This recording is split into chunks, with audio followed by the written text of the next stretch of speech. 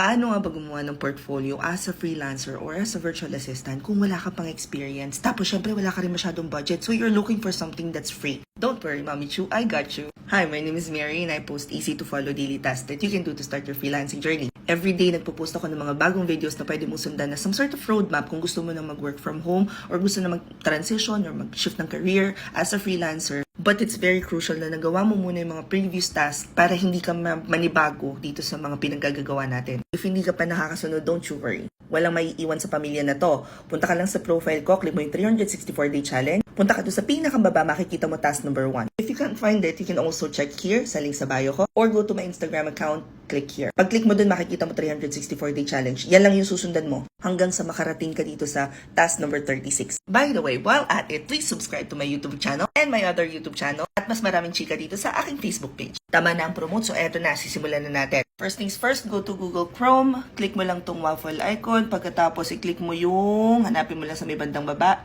slides. Nasa slides ka na, click on template gallery. Andiyan lahat ng templates dyan. So, ang hahanapin mo ngayon is yung ating, asan na yun? There.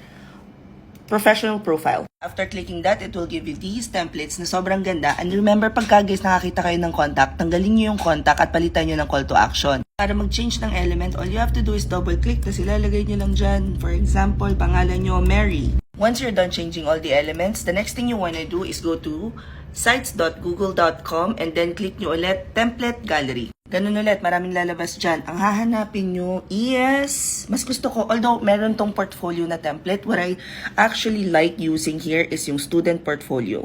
Pag-click nyo nun, bubuksan niya to isang buo. Hack! So, ganun lang ulit. Papalitan nyo lang yung element. I-double-click nyo lang siyang ganyan.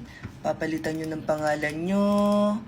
Let's say you wanna use Mary. Ganon. Ang pinakang gusto ko talaga dito is, kung wari, dito sa part na to, gusto mong ilagay yung ginawa mo kanina na slide. So, gusto mo pumunta dito sa side, lalabas to. Pagkatapos, click mo lang yung slides. Kung walang nakalagay na ganyan sa side mo, pupunta ka lang dito sa taas, click mo lang insert. Tapos, lalabas na to.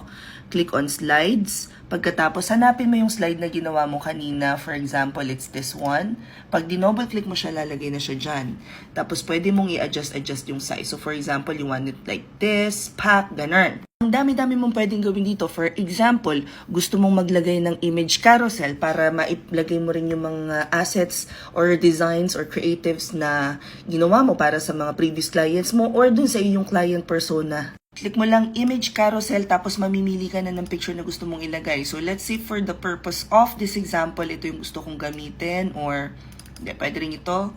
Control A, pack, open, pack. Bubuksan na niya lahat ng picture tapos click mo lang insert. Nandiyan na siya. Pagkatapos, kunwari lang gusto mong malaman nila kung anong itsura ng schedule mo, click mo lang calendar. Tapos piliin mo kaling calendar ang gusto mong ilagay. Pagkatapos, i-click mo lang doon sa pinakang baba ay insert, pack. Tapos, pwede mong i-drag to doon sa site. Yan, ganyan yung itsura niya. So, ayusin mo lang yung size niya para magka-size sila kung kagaya kitang ok. Yan, ganyan. Tapos, lalabas na yung calendar mo. Ang dami mong pwedeng i-explore dito. Ang mga naiisip ko number 1, forms. Pwede mo nang ilagay dito sa mismong website mo yung client intake form mo. Client intake form is some sort of questionnaire na gusto mong itanong sa mga clients just to see if you are a good fit for their company and at the same time para malaman mo kung gusto mo rin silang client. Ganon. If you guys wanna know more about client intake forms, I can help you. Pero hindi sa video na to, i-comment nyo na lang client intake para alam ko. Meron din ditong get in touch eme.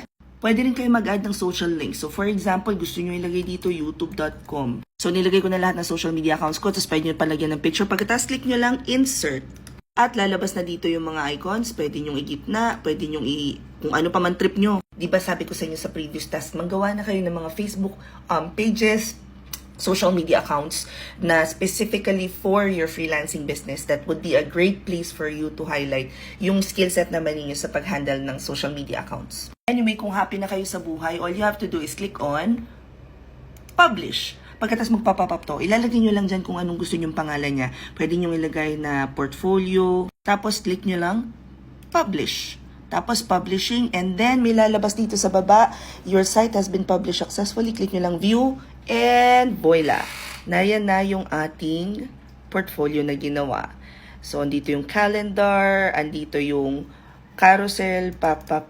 O, diba? Pwede silang mag-browse-browse na ganyan. Tapos pababa, nandyan na rin yung social media icon links, achievements, trends, and goals. A couple of things to remember ha, ang portfolio natin is supposed to answer the question, why should we hire you instead of someone else? Parang magiging client-centric siya, focused siya sa kung ano yung mga services na pwede niyong i-offer sa inyong mga clients na makakatulong sa business nila. So instead of bombarding them with information about you, how about you showcase naman yung mga skills na meron ka, kung ano yung mga nagawa mo na before, or kung wala ka pang experience, pwede mong ipakita sa kanila yung mga sample pages na ginawa mo, which is for your own freelancing business. Ganyan. As usual, please make sure to document your journey kasi pwede mo rin idagdag yun sa mga pages mo. Sabi ko nga doon sa previous video ko, yung pagdo-document nyo ng journey, hindi yan para mapanood namin kung anong trip nyo sa buhay. Kung hindi, gagamitin nyo rin siya sa portfolio nyo. Again, document your journey, tag me, and use the hashtag FreelancerNamides 2023. Comment any questions you guys have about working from home. Follow for more work from home chismis. Bye! Ay, pahabol. So, napansin nyo ba? Umabot na tayo sa 6 minutes. So, wala nang part 2, part 2. I love it.